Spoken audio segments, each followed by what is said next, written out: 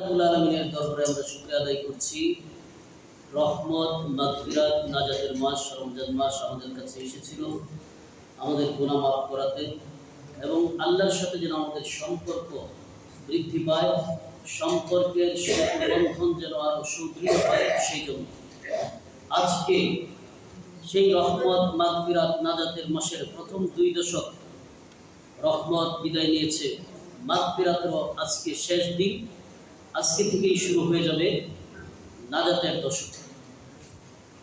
এই রহমত এবং মাগফিরাত নাজাতের মাসের 20 দিন যাওয়ার পর বিশেষ করে যে দশকটা শুরু হয়েছে এর গুরুত্ব অপরিসীম। নবী করিম সাল্লাল্লাহু আলাইহি ওয়াসাল্লাম এই 10 দিন তিনি এত বেশি ইবাদত করতেন যেটা অন্য 20 দিনে করতেন না। অন্য 20 দিন তিনি যখন ইবাদত করছেন কখনো তিনি বিশ্রাম নিয়েছেন, কিন্তু আয়েশা রাদিয়াল্লাহু তাআলা আনহা বর্ণনা করেন শেষ দশক আসার সাথে সাথেই নবী করিম সাল্লাল্লাহু আলাইহি ওয়াসাল্লাম কোমর বেঁধে ইবাদতে লেগে গিয়েছেন। অর্থাৎ এই শেষ দশকে তিনি কিন্তু আর রাতে ঘুমাননি। শুধু তাই না, নিজে তো ঘুমাননি, পরিবারের অন্যদেরকেও ডেকে তিনি জাগিয়ে দিয়েছেন যে ওঠো, ইবাদত করো, নামাজ পড়ো, তাসবিহ তাহলিল করো। এইভাবে পরিবারের সদস্যদেরকেও কিন্তু তিনি জাগিয়েছেন। কাজেই এই দশকের গুরুত্ব অপরিসীম। কারণ এই যে দশক, এই দশকে নবী করিম সাল্লাল্লাহু আলাইহি ওয়াসাল্লাম এত বেশি গুরুত্ব দিয়েছেন, নিজে ঘুমাননি এবং পরিবারের সবাইকে জাগ্রত করেছেন। এটা কি জন্য? তার একটা লক্ষ্য ছিল। তার আগে আমরা যদি আরেকটা বিষয় লক্ষ্য করি, নবী করিম সাল্লাল্লাহু আলাইহি ওয়াসাল্লাম তিনি হিজরত করার পর 10 বছর মদিনায় ছিলেন, কখনো তিনি ইতিকাফ ছাড়া থাকেননি। 10 দিন করে তিনি ইতিকাফ করেছেন। শুধুমাত্র একবার তিনি জিহাদের সফরে থাকার কারণে ইতিকাফ একবার ছুটেছে। কি জন্য? জিহাদের জন্য। তিনি জিহাদে ছিলেন, একটু মনে রাখবেন কথাটা। শুধু জিহাদের জন্য তিনি একবার ইতিকাফ করতে পারেননি। সেটা তিনি শেষ বছর, অর্থাৎ পরবর্তী বছর তার জীবনেরও ছিল এটা শেষ রোজা, তিনি 20 দিন রোজা রেখে ইতিকাফ করেছেন। এই যে ইতিকাফ করেছেন তার কারণটা কি? এত গুরুত্ব দিয়েছেন কেন? তার মূল লক্ষ্য হলো যেন লাইলাতুল কদর পাওয়া যায়। লাইলাতুল কদরের গুরুত্ব এত কেন দিয়েছেন?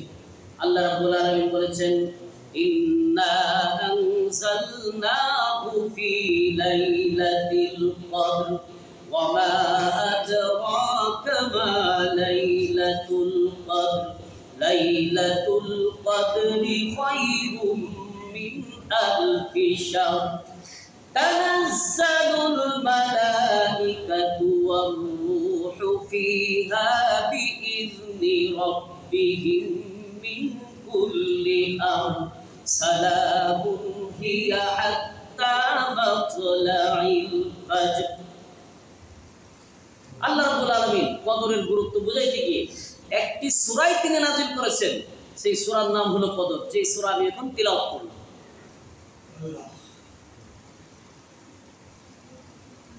একবার নবী করিম সাল্লাল্লাহু আলাইহি ওয়াসাল্লাম বনি ইসরাইলের 4 জন ব্যক্তির কথা বর্ণনা করেছেন। তারা অনেক লম্বা হায়াত পেয়েছেন এবং এই লম্বা জিন্দেগিতে আল্লাহর ইবাদতে কাটিয়েছেন, জিহাদের ময়দানে কাটিয়েছেন, রাত জেগে আল্লাহকে ডেকেছেন। একটি মুহূর্তের জন্য তারা কখনো আল্লাহর নাফরমানিমূলক কোনো কাজ করেনি। যখন এই কথা তারা আলোচনা করলেন, তখন সাহাবী যারা উপস্থিত ছিলেন তাদের চেহারাটা একটু মলিন হয়ে গেল।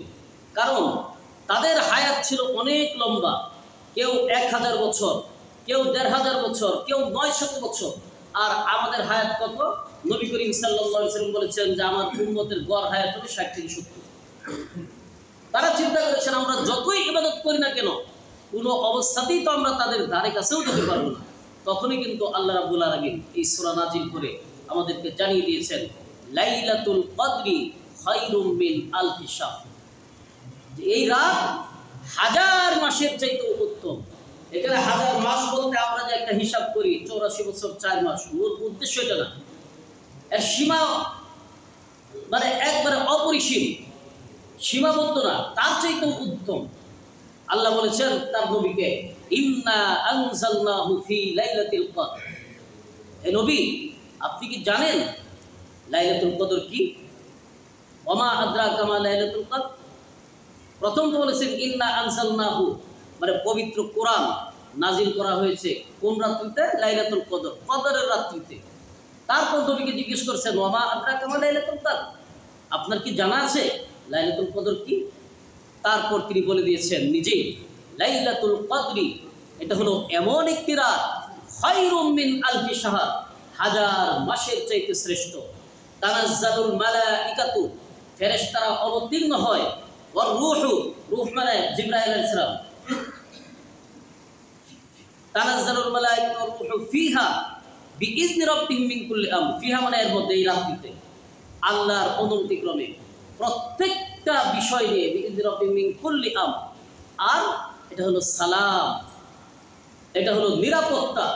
হিয়া হাত্তা মাতআইল ফাজর, এটা একেবারে ফজরের উদিত হওয়া পর্যন্ত, অর্থাৎ সেহরির টাইম যখন শেষ, তাহাজ্জুদের শেষ, এটাও শেষ, এর আগ পর্যন্ত এই লাইলাতুল কদর, তার মর্যাদা, তার রহমত, তার বরকত, তার নিরাপত্তা সব কিছু থাকে ততক্ষণ পর্যন্ত। এই জন্য আল্লাহ রাব্বুল আলামিনের প্রিয় দুস্থ তিনি কি করতেন? শেষ দশকে তিনি কিন্তু আর ঘুমাতেন না। কেন? যেন লাইলাতুল কদর পাওয়া যায়। আর লাইলাতুল কদর সম্পর্কে নবী করিম সাল্লাল্লাহু আলাইহি ওয়াসাল্লাম বলেছেন, মান কামা লাইলাতুল কদরি ফি লাইলাতুল কদর, যে ব্যক্তি লাইলাতুল কদরে দাঁড়িয়ে সে কিয়ামুল লাইল করে, তাহাজ্জুদ করে, ঈমানান ওয়া ইহতিসাবান গুফিরা লাহু মা তাকাদ্দামা মিন যামবি, সওয়াবের নিয়তে, তাহলে তার পিছনের সমস্ত গুনাহ খাতা আল্লাহ কি করে দেন? মাফ করে দেন। সুবহানাল্লাহ বলবো না? সুবহানাল্লাহ। এবার চিন্তা করে দেখুন, এই লাইলাতুল কদরের জন্য নবী করিম সাল্লাল্লাহু আলাইহি ওয়াসাল্লাম, যার আগেও কোনো গুনাহ নেই, পরেও কোনো গুনাহ নেই, তিনি এত চেষ্টা করেছেন। তিনি শেষ দশকে ইতিকাফ করেছেন, সাথে সাথে সাহাবায়ে কেরাম রাদিয়াল্লাহু তাআলা আনহু তারাও ইতিকাফ করেছেন, এমনকি তার পরিবার পরিজন, তার স্ত্রীরাও কিন্তু ইতিকাফ করেছেন। এই ইতিকাফ, বিশেষ করে ইতিকাফ কেন করতে হয়? ইতিকাফের অর্থ কি? ইতিকাফের অর্থ হলো এক জায়গায় আমরা স্থির হওয়া, আবদ্ধ হওয়া, অর্থাৎ দুনিয়ার যাবতীয় ঝামেলা থেকে, সব ধরনের ভেজাল থেকে মুক্ত হয়ে, দুনিয়া থেকে আমি একদম পৃথক হয়ে সরাসরি আল্লাহর কাছে আমাকে সুপর্দ করে দিলাম। যখন সম্পর্ক একমাত্র আল্লাহর সাথে আর আমার সাথে, আল্লাহকে ডাকবো, আল্লাহর কাছে ক্ষমা প্রার্থনা করব। আর লাইলাতুল কদর যদি আমি পেয়ে যাই, আল্লাহ কিন্তু আমাকে ক্ষমা করে দেবেন। যদি ভাই একবার ক্ষমা পেয়ে যাই, তাহলে আর কোনো কিছুই দরকার নেই। ক্ষমা পেলাম তো সব কিছু পেয়ে গেলাম। নবী করিম সাল্লাল্লাহু আলাইহি ওয়াসাল্লাম অন্য একটি হাদিসে বলেছেন, যদি কেউ লাইলাতুল কদর থেকে বঞ্চিত হয়, মাহরুম হয়, সে সকল ধরনের কল্যাণ থেকে মাহরুম হয়ে যায়। কাজেই আমরা কি কল্যাণ থেকে মাহরুম হতে পারি? আমরা কি কেউ চাই যে আমরা বদনসিব হব? এই জন্য আমাদের যাদের পক্ষে সম্ভব আমরা ইতিকাফ করব, আর যাদের পক্ষে সম্ভব না তারাও এই 10 দিন অন্তত, বেশি বেশি অন্য 20 দিন তো আমাদেরকে চলেই গেছে, এই 10টা দিন যেন আমরা কাজে লাগাতে পারি। এই 10টা দিন আল্লাহর কাছ থেকে যেন আমি ক্ষমা নিতে পারি। কারণ এখন যদি আমি ক্ষমা না নিতে পারি, তাহলে বাকি 11 মাস যে আমি আল্লাহর কাছ থেকে ক্ষমা নিতে পারবো, সেই সম্ভাবনা, এখন যেরকম সুবর্ণ সুযোগ আছে, সেই সুযোগ কিন্তু তখন আর থাকবে না। এই জন্য আমাদের উচিত এখনই নিজেকে প্রস্তুত করে দেওয়া। সম্মানিত হাজির,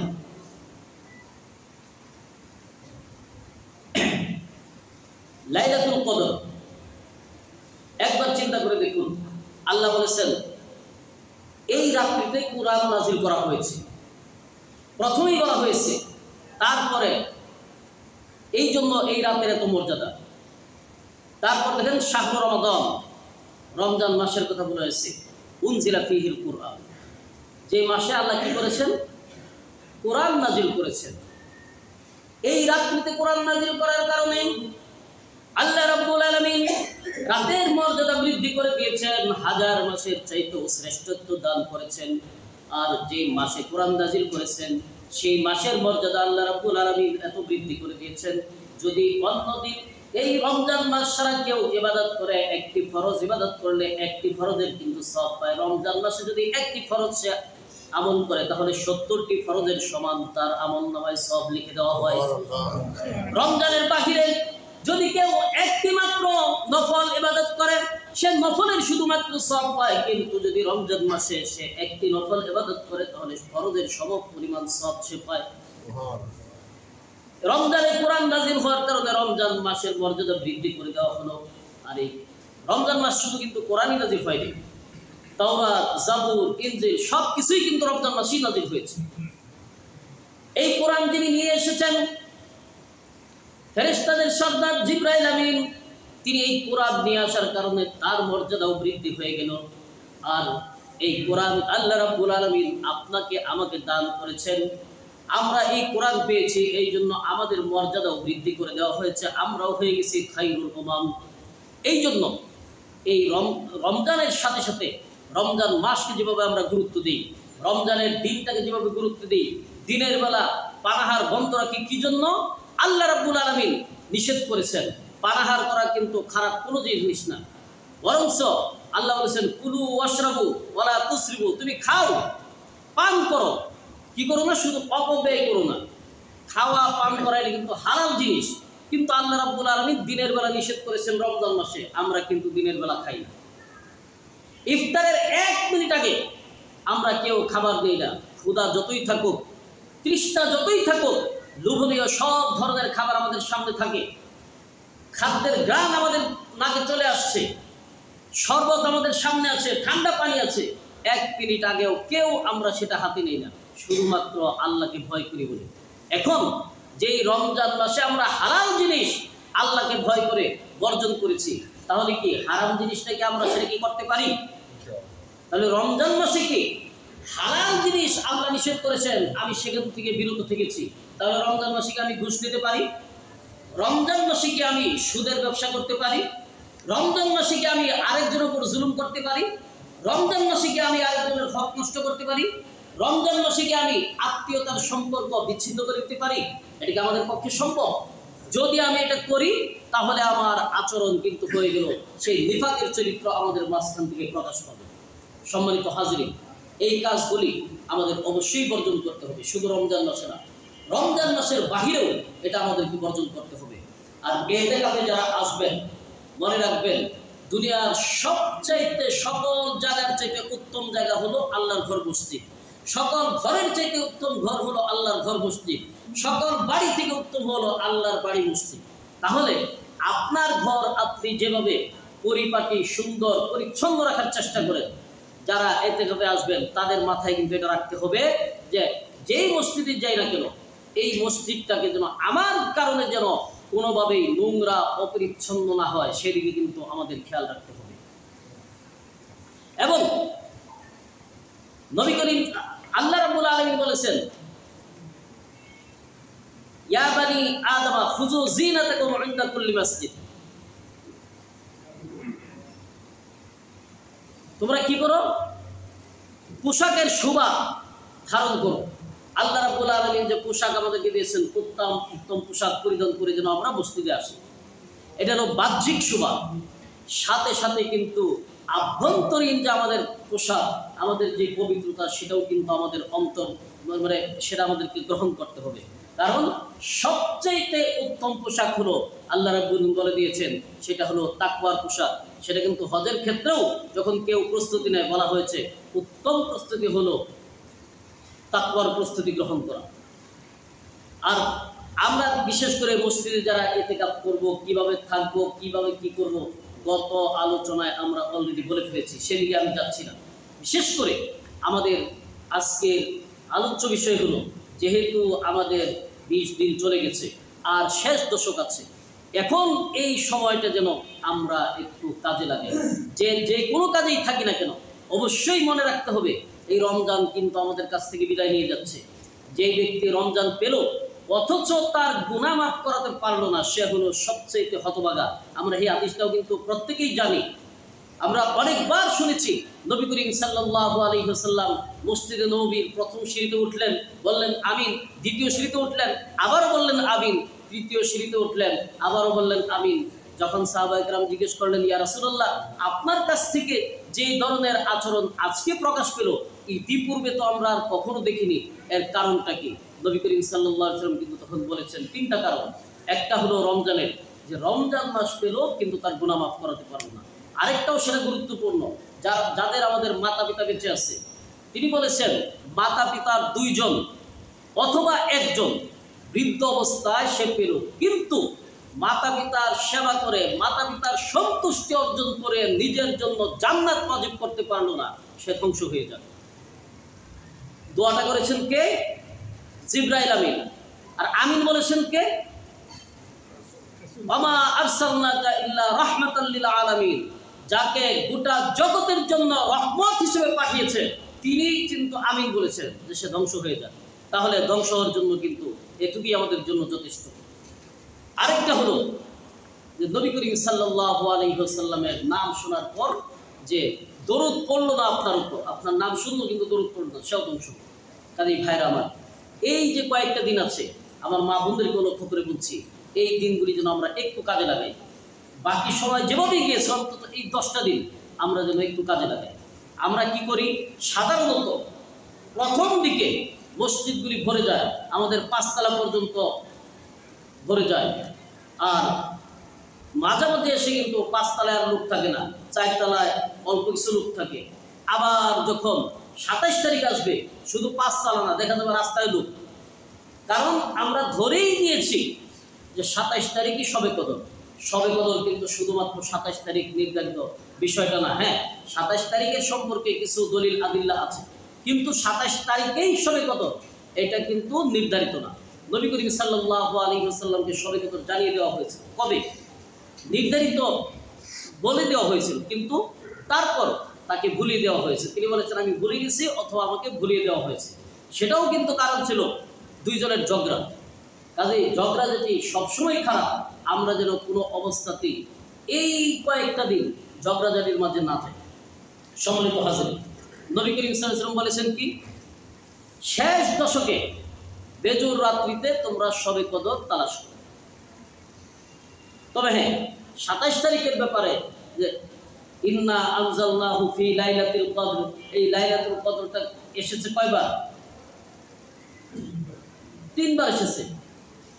অক্ষর যদি আমরা গুনি, লাইলাতুল কদর দেখেন একসাথে যোগ করলে 27 হয়ে যায়।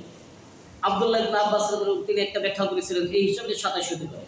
আবার গোটা সূরা যদি আমরা একসাথে করি, এখানে 30টা শব্দ আছে। 30টা শব্দের মাঝে ইন্না আনজালনাহু ফি লাইলাতুল কদর ওয়া মা আদরাকা মা লাইলাতুল কদর লাইলাতুল কদর খায়রুম মিন আলফি শাহর তানাজ্জালুল মালায়েকাতু ওয়ার রূহু ফিহা বিইজনি রাব্বিহিম মিন কুল্লি আমর সালামুন হিয়া হাত্তা। এই যে হিয়া পর্যন্ত, হিয়া মানে কি? শবে কদর, লাইলাতুল কদর, এই পর্যন্ত শব্দ হলো 27। এই হিসাবে একটা ব্যাখ্যা যে 27 তারিখ হতে পারে, 27 তারিখও হতে পারে, 29 তারিখও হতে পারে, আবার 25 তারিখও হতে পারে, 23 তারিখও হতে পারে, এমনকি 21 তারিখও হতে পারে। শুধু তাই না, এটা আবার বছর বছর পরিবর্তন হতে পারে। এই বছর হলো 27 তারিখ, আগামী বছর হতে পারে 21 তারিখ, তারপরের বছর হতে পারে 25 তারিখ। এখন 27 তারিখকে আমরা গুরুত্ব দিই, কিন্তু 29 তারিখকে মোটেই গুরুত্ব দিই না। আসলে গুরুত্বপূর্ণ একটি রাত, যদি চাঁদ উঠেও যায় তাহলেও তো এর গুরুত্ব অনেক বেশি।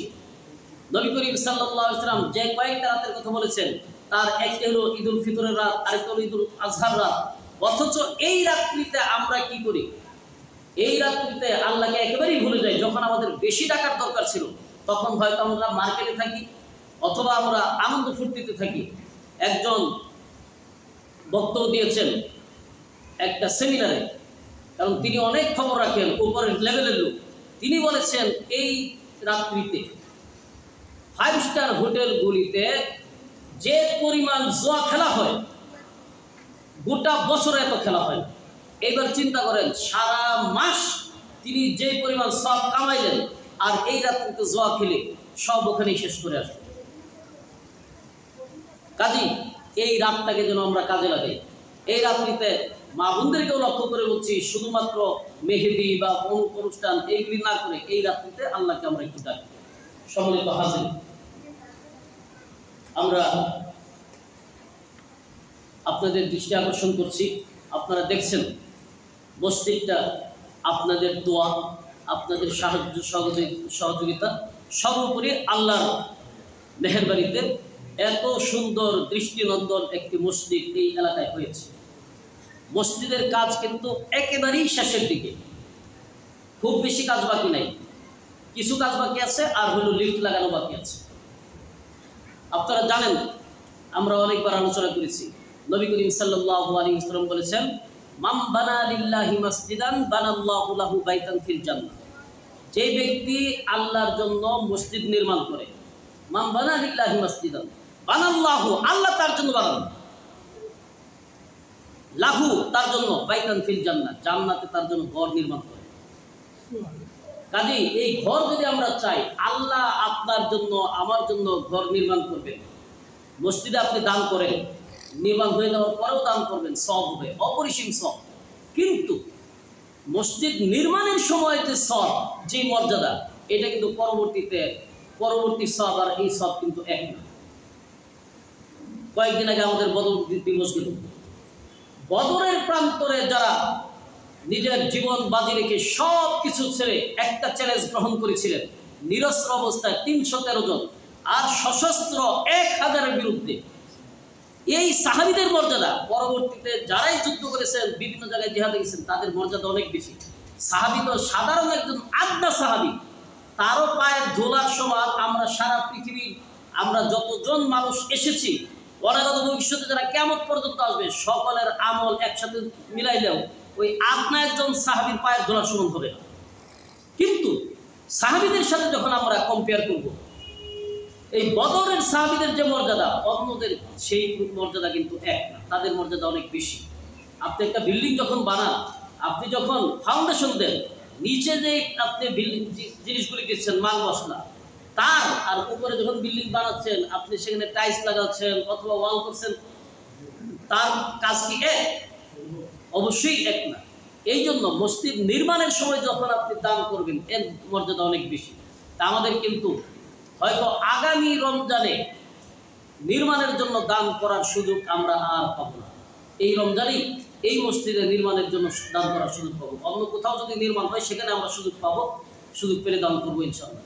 এই জন্য আমি সকলের দৃষ্টি আকর্ষণ করছি নির্মাণ ফান্ডে দান করার জন্য। এবং শুধু নির্মাণ ফান্ডেই না, এই যে এত সুন্দর একটা মসজিদ, এই যে দেখেন এসি চলছে, লাইট চলছে, ফ্যান চলে, অজুখানায় মুসল্লিরা অজু করেন, যে কোনো একটা কিছু যখন নষ্ট হয়ে যায় সেটা ঠিক করা, এরপরে এখানে যারা খাদেম আছে, বিভিন্ন খরচ। মসজিদের কিন্তু আয়ের আলাদা কোনো উৎস নেই। এখন শুধুমাত্র নির্মাণে যদি দেয়, অন্যদিকে যদি না দেয়, তাহলে মসজিদ চালানোর জন্য তো অর্থ দরকার, সেটা কিন্তু আপনারাই দিয়ে থাকেন। এই যে লাইট জ্বলতেছে, এটা কিন্তু আপনাদেরই টাকা, মসজিদের আলাদা কোনো আয়ের উৎস নাই। অনেকে মনে করেন বিদেশ থেকে টাকা, 1 পয়সাও বিদেশ থেকে না, সব আপনাদের এই এলাকারই, আপনাদের দোয়া, আপনাদের দান। কাজেই মসজিদের সাধারণ ফান্ডে সেখানেও আপনারা দান করবেন। এবং মাসিক অনেক মুসল্লি দান করেন নিয়মিত, অনেকে আছেন যারা মাসিক দেন না। আমি সকলের প্রতি আহ্বান জানাবো, মাসিক আপনারা দান করবেন, খাতায় নাম লেখাবেন, যার যতটুকু সামর্থ্য আছে। আমরা কখনো কাউকে নির্ধারণ করে দিই না যে এত, এটা সকলের প্রতি আহ্বান জানাচ্ছি। এবং দুঃখ ভারাক্রান্ত হৃদয় নিয়ে একটি বিষয় আপনাদের কাছে আমি এখন আবেদন জানাচ্ছি।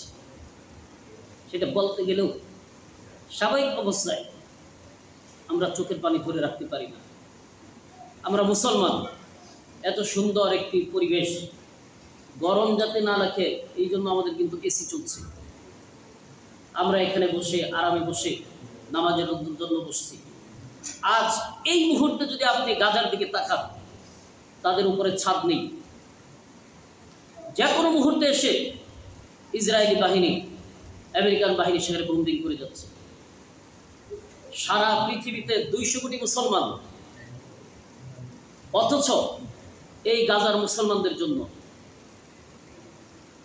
তাদের পাশে দাঁড়ানোর মতো একটি রাষ্ট্রও নেই। প্রকাশ্যে সামনে এসে দাঁড়াবে যে খবরদার আর একটি গুলিও চলবে না, তাহলে মানচিত্র থেকে ইসরায়েলকে মুছে দেব, আমেরিকার দাদাগিরি শেষ। বহু দেশ আছে যদি এই একটা হুঙ্কার দেয়, অন্যান্য দেশ তাদের সাথে গিয়ে এখনই সেটা কিন্তু শেষ করে ফেলতে পারে। আমরা দোয়া করি, দোয়ার কবুল হওয়ার জন্য কিছু শর্ত আছে। এখানে অনেক মুরব্বী আছেন, অনেকের বয়স 60-70 হয়ে গেছে। প্রতি বছর কাবার গিলাফ ধরে লক্ষ লক্ষ হাজি তারা কিন্তু আল্লাহর কাছে দোয়া করছেন। দোয়া করার কিছু স্থান আছে নির্ধারিত, মুলতাজম ধরে দোয়া করছেন, যারা সাফা মারওয়া সাই করছেন দোয়া করছেন, যারা তাওয়াফ করছেন দোয়া করছেন, আর যেখানে সবচেয়ে বেশি দোয়া কবুল হয় আরাফার ময়দানে দোয়া করছেন, সেখানে কিন্তু বাইতুল মুকাদ্দাসের জন্য দোয়া করা হচ্ছে। কই দোয়া তো কবুল হচ্ছে না, বাইতুল মুকাদ্দাস স্বাধীন হচ্ছে না। ফিলিস্তিন দিন দিন ওরা দখল করে নিচ্ছে, মা বোনদের ইজ্জত নিয়ে নিচ্ছে, নারী শিশু সকলকে নির্বিচারে তারা হত্যা করছে, নামাজে দাঁড়াচ্ছে সেখানে হত্যা করছে। সর্বপ্রথম যখন আমি কিছু বুঝি, একটু একটু বোঝা শুরু হয়েছে, তখন সব খবর পেলাম হেবরন মসজিদ রমজানে সেখানে নামাজ পড়ছিল, সেখানে গুলি করে এক ইসরায়েলি 70 জনকে শহীদ করে দিয়েছে।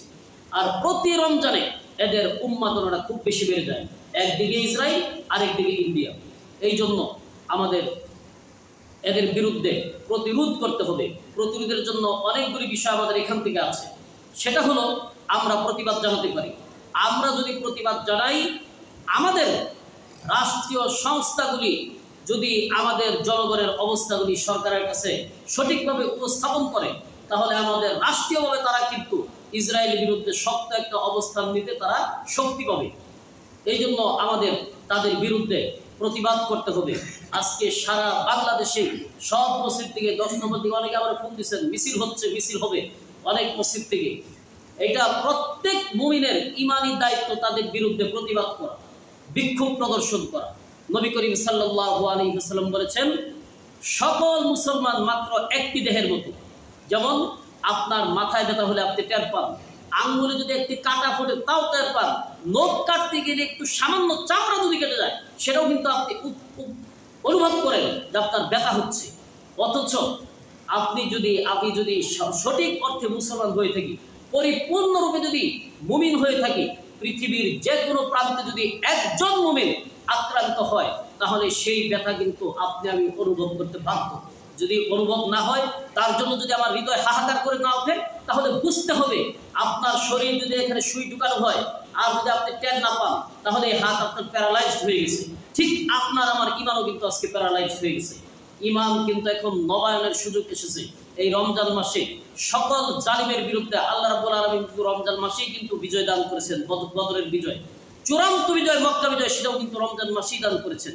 একবার চিন্তা করে দেখুন, গোটা আরববাসীর বিরুদ্ধে যখন 313 জন দাঁড়িয়েছিলেন, তারা কিন্তু দাঁড়িয়েছিলেন গোটা আরবের বিরুদ্ধে, সকলের বিরুদ্ধে দাঁড়িয়েছিলেন। তারা সেদিন দাঁড়িয়েছিলেন বলেই আজকে এই মসজিদে বসে কিন্তু নামাজের জন্য অপেক্ষা করতে পারছি।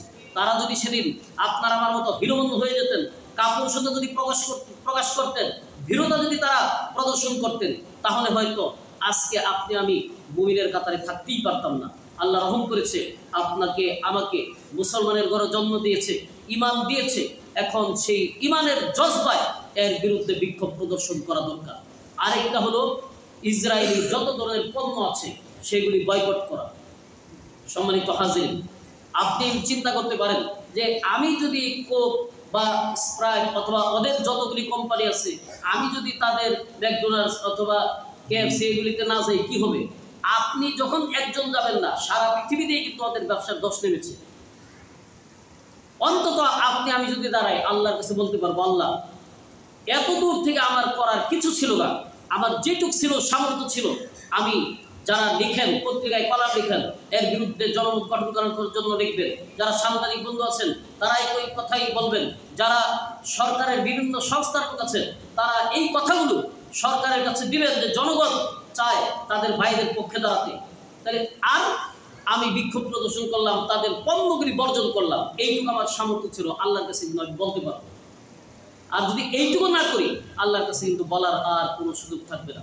আল্লাহ রাব্বুল আলামিন আমাদের সবাইকে তৌফিক দান করুন, আমরা যেন ঈমানি দায়িত্ব সর্বাবস্থায় সবখানে আমরা যেন পালন করতে পারি। সম্মানিত হাজিরিন, আরেকটি ঘোষণা, প্রতি বছর আমাদের এখানে কিন্তু কিয়ামুল লাইল হয়। আজ থেকেই শেষ দশক শুরু, আজকের রাতটাই কিন্তু 21-এর রাত। কাজেই কিয়ামুল লাইলে আপনারা যাদের পক্ষে সম্ভব, আপনারা যদি বাড়িতে পড়েন, অন্য মসজিদে যান, আর এখানে যদি পড়তে চান, আমরা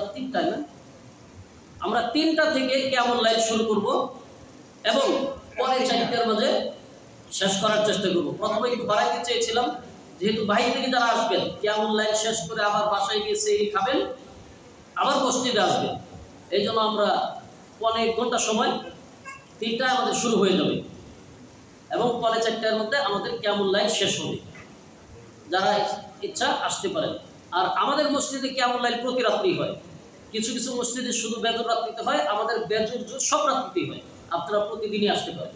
আল্লাহ রাব্বুল আলামিন আপনাকে আমাকে সবাইকে তৌফিক দান করুন। ওয়া আখিরু দাওয়ানা আলহামদুলিল্লাহি রাব্বিল আলামিন।